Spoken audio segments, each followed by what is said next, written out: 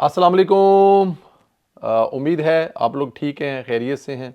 अल्लाह पाक आप लोगों को अपने हिफ्ज़ व अमान में रखे। हमारी दुआएं हमेशा की तरह आपके साथ हैं। खुश रहें, आबाद रहें। अल्लाह पाक आप लोगों का ऊपर अपनी रहमतें इस तरह बरसाते रहे। पाकिस्तान सलामत रहे, ता क़यामत रहे। चैनल को ज़रूर सब्सक्राइब करें और बेल आइकन को भी प्रेस करें। ज़्यादा से ज़्यादा व्हाट्सअप ग्रुपों पे इसका लिंक शेयर करें।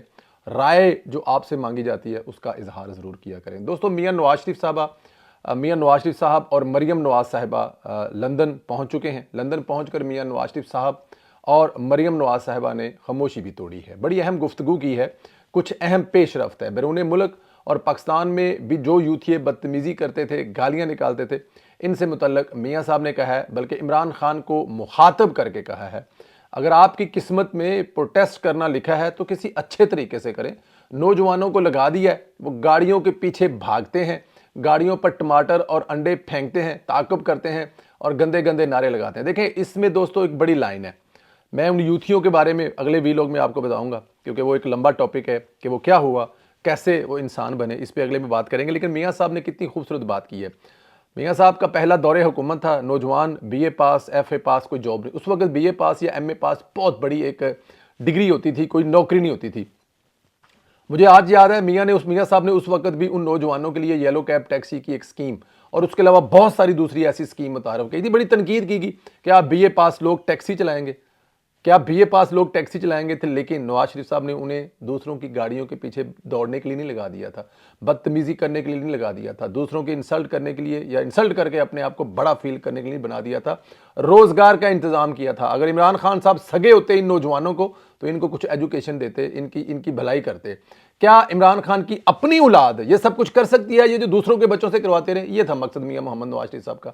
लेकिन खैर, अब उनकी किस्मत में ये कुछ लिखा है तो फिर मैं और आप और मियां नवाज साहब क्या कर सकते हैं। मियां साहब ने कहा, मतलब यही उनका था। मैं समझता हूं कि मियां साहब ने इमरान खान को काटदार वार किया है, औकात बताई है। अब तुम्हारी किस्मत में सड़कों पर जलील होना लिखा है तो हम कुछ नहीं कर सकते। ये आप अपनी किस्मत लिखवा कर आए हैं और आप जलीलो ख्वार होते रहेंगे। मियां साहब ने इमरान खान से सवाल पूछा, तुम्हें मौका मिला था, तुमने क्या किया? बात तो बहुत बड़ी है। आपको मौका मिला था, 3-3.5 साल आपको मिले, उन 3-3.5 सालों में आपने क्या किया? इस मुल्क की अपोजिशन के दबाने के अलावा अगर कुछ आपने किया तो वो बता दें। नवाज शरीफ का कहना था कि पूरा मुल्क देखना चाहता था कि 1.5 अरब दरख्त, 50 लाख नौकरियां, 300 डैम और 1 करोड़ घर किधर गए? हमें कुछ नजर नहीं आया। एक मनसूबा बता दें जिसका उन्होंने कुछ संगे बुनियाद रखा हो या कंप्लीट किया हो। बात तो ठीक है, सवाल जायज है मियां साहब का कि आपने जो 1 करोड़ नौकरियां, 50 लाख घर, 300 डैम और अरबों दरख्त जो आपने लगाया था, मिलियंस ट्री था, वो हमें नजर भी तो आने चाहिए। कहां लगाए हैं आपने? अगर आपने इंटरनेट पे लगाए हैं तो फिर आप एक USB दे देंगे, वो USB हम कंप्यूटर में लगाएंगे तो उसमें से घर भी निकल आएंगे, नौकरियां भी निकल आएंगे, दरख्त भी निकल आएंगे, डैम्स भी निकल आएंगे और हर वो चीज निकल आएगी जो अपने वादे, अपनी तकरीरों में आप कहा करते थे। लेकिन हकीकत में ग्राउंड में कुछ नजर नहीं आएगा। इसके अलावा मियां साहब ने कहा कि भारतीय टीम को चैंपियन ट्रॉफी खेलने के लिए पाकिस्तान जरूर आना चाहिए। भारत के साथ माजी के तलकात सुधारने की जरूरत है। भारतीय अच्छी बात होती, भारतीय टीम पाकिस्तान आकर खेलती। उम्मीद है जल्द ऐसा वक्त आएगा। उन्होंने कहा कि भारत के साथ माजी में तलकात अगर बिगड़े हैं तो उन्हें संवारने की जरूरत है। हमें किसी से तलकात खराब रख करने से ग्रेज करना चाहिए और हम ऐसा क्यों करेंगे? मुझे नवाज शरीफ का कहना था कि भारत के साथ तलकात संवारे जा सकते हैं और मुझे कोई मुश्किल नजर नहीं आती। पाकिस्तान अमेरिका तलकात अच्छे रहे हैं और अच्छे रहने चाहिए। एक जीरक सियासतदान ऐसे ही सोचता है, तलकात खराब करने का कोई फायदा नहीं, बनाकर रखनी चाहिए और मुल्क की बेहतरी का सोचना चाहिए। लेकिन मैं इससे थोड़ी सी आगे की बात करता हूं। जब मियां नवाज शरीफ साहब ये कह रहे थे कि भारत से टीम आ सकती है और उसको आना चाहिए, खेलना चाहिए, क्योंकि क्रिकेट एक ऐसा खेल है जो दोनों मुल्कों को करीब कर सकता है, नजदीक कर सकता है।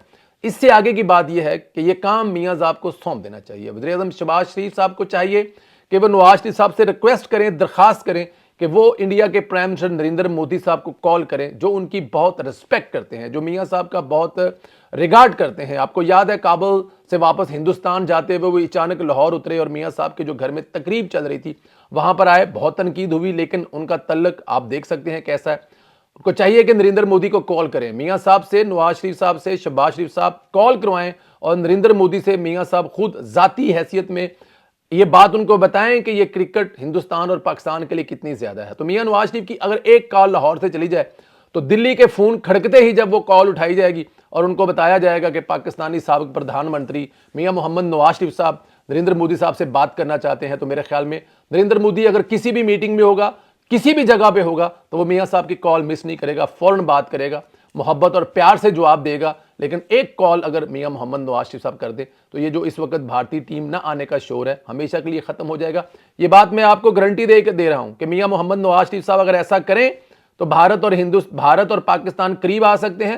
ان کے درمیان میں یہ جو کرکٹ نہ کھیلنے کا 16-17 سال کا، میں کسی چیز کو اس میں انوالو نہیں کر رہا، جو مسائل ہیں وہ اپنی جگہ پہ ہیں، لیکن یہ 16-17 سال کا جو گیپ ہے، جو سری لنکا کی ٹیم پر حملہ کے بعد گیپ یہ شروع ہوا ہے، اس کو کہیں نہ کہیں کسی نہ کسی جگہ ختم ہونا ہے۔ دیکھیں آپ کے ملک میں آسٹریلیا کھیل کے گیا، آپ کے ملک میں انگلینڈ کھیل کے گیا، آپ کے ملک میں ہر وہ کنٹری کھیل کے گیا ہے جس کو سب سے زیادہ مسائل کا سامنا ہوتا ہے کہ وہ سیکیورٹی کی بنا پر کسی دوسرے ملک کھیلنے نہیں جائیں گے، تو ہندوستان بھی آئے گا۔ بس بات ایک ہی ہے کہ اگر وہ نواز شریف صاحب ایک چھوٹی سی کال کریں اور وہ اس یقین دہانی کرائیں کہ پاکستان ایک سیف ملک ہے، اور یہ اپنے تلقات استعمال کرتے ہوئے میرے خیال میں ایسا کرنا بھی چاہیے، اور امید ہے کہ یہ میاں صاحب جو ہیں وہ اپنے طور پر یہ کوشش ضرور کرے جائیں گے۔